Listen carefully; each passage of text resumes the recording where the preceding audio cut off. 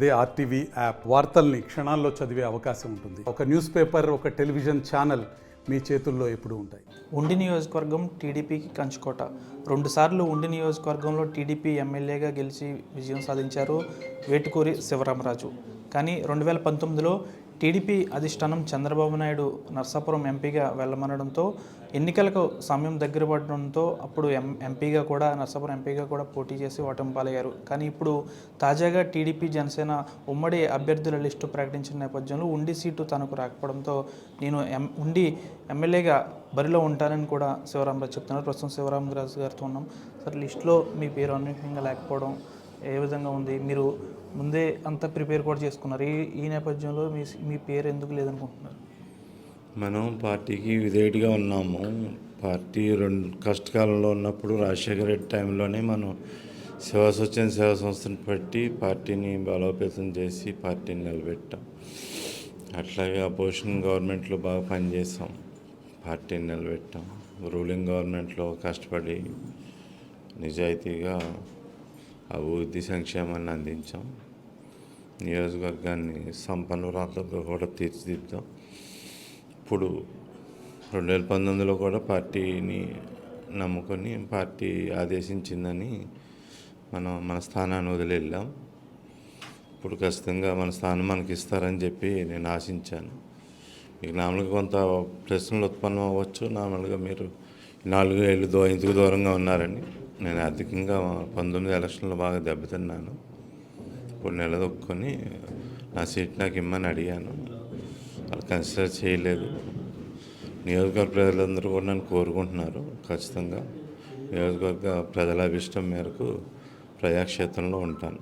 2019లో ఉండిని ఎమ్మెల్యేగా పోటీ చేసేందుకు మీరు సిద్ధపడ్డారు. కానీ ఎన్నికలు దగ్గర పడిన నేపథ్యంలో అక్కడ ఎంపీగా పోటీ చేసే రఘురామకృష్ణారావు ఒక్కసారి వైసీపీకి వెళ్ళిపోవడంతో పార్టీ అధిష్టానం చంద్రబాబు నాయుడు ఒకేసారి మిమ్మల్ని అక్కడికి వెళ్ళమండంతో మీరు చంద్రబాబు నాయుడు మీద ఉన్న నమ్మకంతో అక్కడికి వెళ్ళారు. ఇప్పుడు ఎందుకు ఈ పరిస్థితి వచ్చింది అనుకోవచ్చు? అంటే మీరు ఇంతకుముందు చంద్రబాబు నాయుడుని కలిసి ఉండి నియోజకవర్గ సీటు అడిగారా లేదు?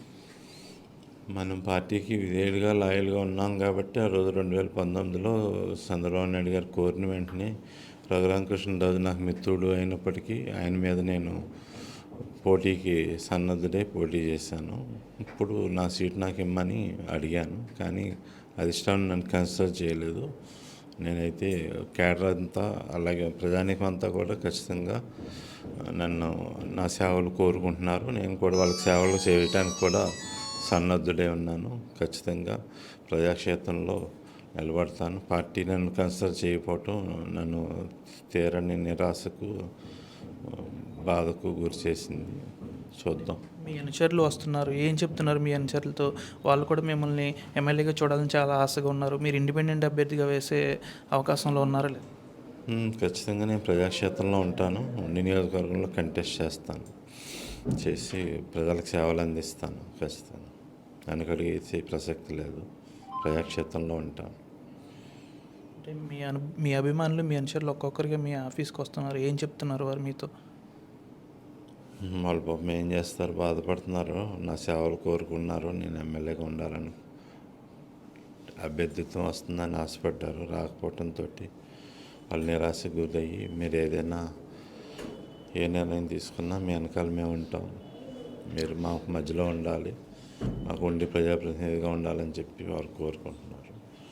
ప్రజల అభిష్టం మేరకు ఖచ్చితంగా ఉండి నియోజకవర్గంలో నేను ఖచ్చితంగా కంటెస్ట్లో ఉంటాను. మీకు టికెట్ రాకపోవడంతో అప్పటికే వైసీపీ వాళ్ళు మిమ్మల్ని సంప్రదించారు. మీకు ఉండి టికెట్ ఇస్తామని కూడా వైసీపీ అధినాయకత్వం మీకు చెప్పినట్టుగా కొంచెం ప్రచారం జరుగుతుంది. వాళ్ళు నిజంగానే మిమ్మల్ని సంప్రదించారు? ఫస్ట్ నుంచి కూడా వైసీపీ వాళ్ళు నాకు ఉన్న బలాన్ని బట్టి, నాకు ప్రజల్లో ఉన్న నేను కష్టపడే తత్వంతో నేను అన్నిత్యం ప్రజల్లో ఉంటాను కాబట్టి ప్రజలందరూ కూడా నన్ను కోరుకుంటారు. కాబట్టి ఏ పార్టీ అయినా ప్రజల్లో ఉండే వ్యక్తిని, ప్రజల మద్దతు ఉండే నాయకుడిని కోరుకుంటారు. అలాగే వాళ్ళు కూడా నేను వాళ్ళ పార్టీలోకి రావాలని వాళ్ళు ఆశపడుతున్నారు, కోరుకుంటున్నారు. ఎప్పటి నుంచో కోరుకుంటున్నారు, ఆశపడుతున్నారు. నేను ఎంతసేపు టీడీపీకి లాయల్గా విధేయుడిగా ఉండే వ్యక్తిని కాబట్టి ఎప్పుడు కూడా ఎవరిని ఎంటర్టైన్ చేయలేదు, ఎవరిని దరిదాపుల్లోకి కూడా రానివ్వలేదు. ఎవరేం చెప్పినా ఈ చెవులో నా చెవులు వదిలేయటం తప్ప నేను ఎప్పుడు కూడా పరిగణలోకి తీసుకోలేదు. నాకు అటువంటి ఆలోచనలు కూడా రావు కూడా.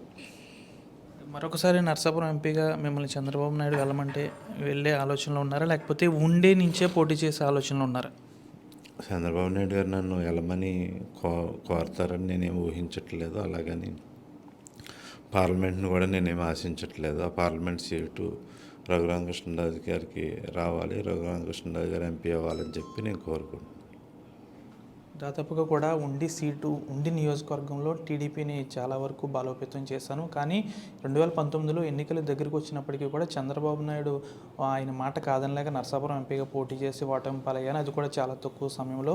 ప్రస్తుతం 2019లో నా సిట్టింగ్ స్థానాన్ని కూడా వదులుకున్నాను, కానీ ఇప్పుడు వదులుకునే ప్రసక్తే లేదు. ఉండి నియోజకవర్గ సీటు నాకే వస్తుంది అనుకున్నాను, కానీ నా సీటు నాకు ఇవ్వకపోవడం చాలా బాధగా ఉందంటున్నారు. ఏదేమైనప్పటికీ కూడా తాను ఇండిపెండెంట్ అభ్యర్థిగా అయినా కూడా ఉండి నియోజకవర్గ ఎమ్మెల్యేగా పోటీ చేస్తాను. కానీ ముందు నుంచి కూడా ఉండి నియోజకవర్గ సీటు మీకు ఇస్తామని వైసీపీ వారు నన్ను ఎప్పటికప్పుడు సంప్రదిస్తూనే ఉన్నారు. కానీ తెలుగుదేశంలో నాకు నరనరాలను కూడా తెలుగుదేశం జీర్ణించుకుపోవడం వల్ల నేను ఎప్పుడు కూడా పార్టీ లైన్ దాటలేదు. ముఖ్యంగా చూసుకుంటే ఈ ఎన్నికల్లో ఉండి నియోజకవర్గ ప్రజలు నన్ను కోరుకుంటున్నారు. వారి యొక్క అనుచరులంతా కూడా తనని ఎమ్మెల్యేగా పోటీ చేయాలని కోరుకుంటున్నారు. కాబట్టి నేను ఉండి నియోజకవర్గ ఎమ్మెల్యేగా పోటీలో ఉంటానని కూడా శివరామరాజు చెప్తున్నారు. వీడియో జర్నలిస్ట్ శేఖర్తో మనోజ్, RTV భీమవరం నుంచి. మరిన్ని వీడియోస్ కోసం ఛానల్ ని సబ్స్క్రైబ్ చేయండి. లేటెస్ట్ అప్డేట్స్ కోసం వాట్సాప్ ఛానల్ ని ఫాలో చేయండి. అండ్ లింక్ డిస్క్రిప్షన్ లో ఉంది.